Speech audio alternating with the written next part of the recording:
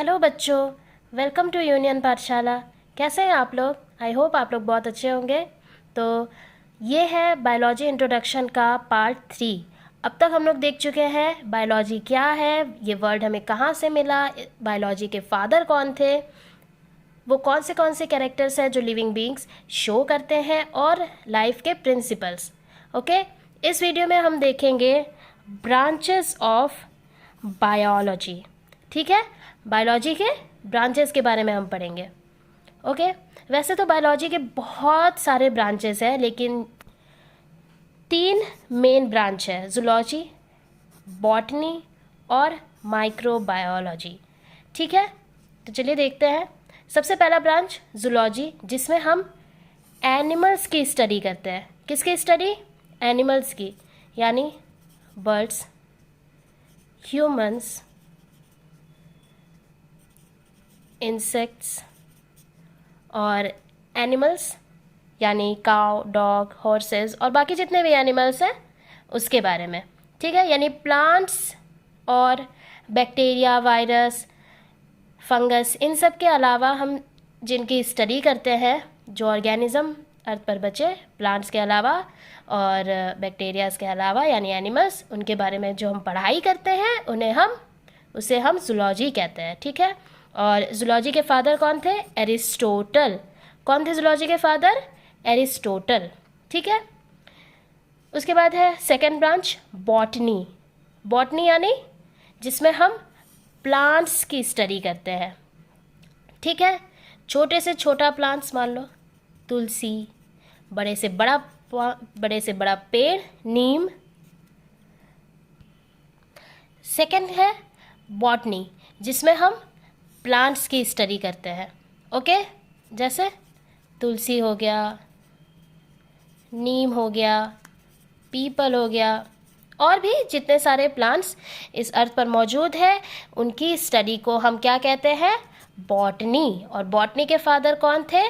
Theophrastus. कौन थे? Theophrastus. Okay, और थर्ड ब्रांच है माइक्रोबायोलॉजी। ठीक है, जिसमें हम माइक्रोब्स की स्टडी करते हैं। माइक्रोब्स यानी बैक्टीरिया, वायरस, फंजाई। ठीक है, माइक्रोब्स यानी बैक्टीरिया हो गया, फंगस हो गया। ठीक है, वो सारे ऑर्गेनिजम्स जिन्हें हम अपनी आँखों से नहीं देख पाते हैं, जिन्हें देखने के लिए हमें माइक्रोस्कोप की ज़रूरत पड़ती है। ठीक है, उनकी स्टडी को यानी माइक्रोब्स की स्टडी को हम कहते हैं माइक्रोबायोलॉजी। और इसके फादर कौन थे? Antonie van Leeuwenhoek. कौन थे? Antonie van Leeuwenhoek. ठीक है, और ये माइक्रोबायोलॉजी के फादर क्यों थे? क्योंकि इन्होंने ही बैक्टीरिया की खोज की थी। किसने? एंटोनी वॉन ल्यूवेनहॉक ने बैक्टीरिया की खोज की थी। ठीक है, तो ये है 3 मेन ब्रांच। ओके, तो अब हम लोग देखते हैं बायोलॉजी के पार्ट्स के बारे में। ठीक है, तो बायोलॉजी के 2 पार्ट्स हैं, एक है बेसिक बायोलॉजी, एक है applied biology. Okay, basic biology में क्या हम देखेंगे? इसके 3 ब्रांच हैं, जूलॉजी, बॉटनी और माइक्रोबायोलॉजी। जूलॉजी में हम क्या पढ़ते हैं? एनिमल्स के बारे में। बॉटनी में हम क्या पढ़ते हैं? प्लांट्स के बारे में। माइक्रोबायोलॉजी में हम क्या करते हैं? माइक्रोब्स की स्टडी करते हैं। तो बेसिक बायोलॉजी में हमने क्या पढ़ा? एनिमल्स, प्लांट्स और माइक्रोब्स की बॉडी कैसे फंक्शन करती है, उनकी बॉडी का स्ट्रक्चर कैसा होता है, ये सब हम बेसिक बायोलॉजी में पढ़ेंगे। ओके, अब सेकंड क्या है? Applied biology. अप्लाइड बायोलॉजी क्या हो गई? जो हमने बेसिक बायोलॉजी में पढ़ा ना, उसे हम अपनी रियल लाइफ में कैसे अप्लाई कर सकते हैं, वही हो गई अप्लाइड बायोलॉजी। उसे अप्लाई करना, जो पढ़ा है हमने उसे अप्लाई करना हो गया अप्लाइड बायोलॉजी। ठीक है, इसके क्या ब्रांचेस हैं? एग्रीकल्चर, मेडिकल साइंस और फार्माकोलॉजी। ठीक है, एग्रीकल्चर यानी कृषि विज्ञान।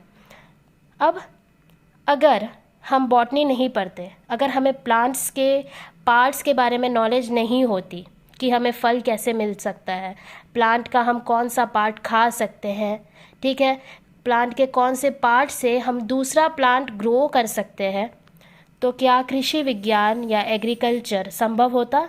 नहीं संभव होता। ठीक है।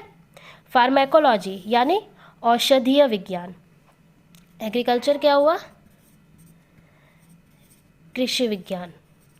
फार्मेकोलॉजी क्या हो गया? औषधीय विज्ञान। ओके, यानी औषधि विज्ञान यानी अगर हम मान लो प्लांट्स के बारे में हमने पढ़ा ही नहीं होता तो हम अलग अलग दवाइयाँ बना पाते प्लांट्स के यूज़ से। आजकल आप जानते ही हो कितने सारे प्लांट्स का मेडिसिन में यूज़ होता है। तो कैसे यूज़ होता है? अगर हम प्लांट्स के बारे में जानते ही नहीं तो हम मेडिसिन में उसे यूज़ नहीं कर पाते, है ना। तो हमने प्लांट्स के बारे में पढ़ा और हमने उसे यूज़ किया, यानी अप्लाई किया। ठीक है। मेडिकल साइंस क्या हो गया?